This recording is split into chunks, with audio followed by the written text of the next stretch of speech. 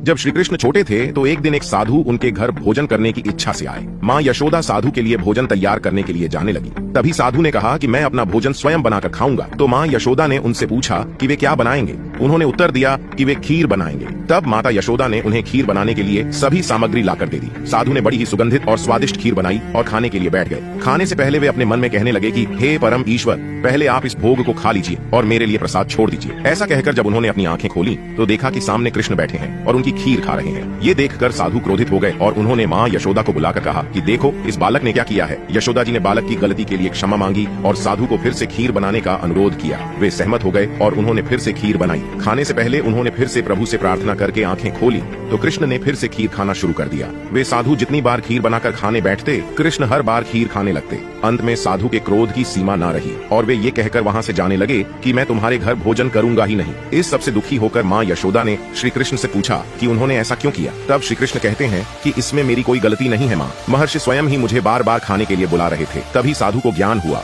और अपनी गलती का एहसास हुआ। उन्होंने वापस आकर माफी मांगी और प्रसाद के रूप में श्री कृष्ण की खाई हुई खीर को ग्रहण किया।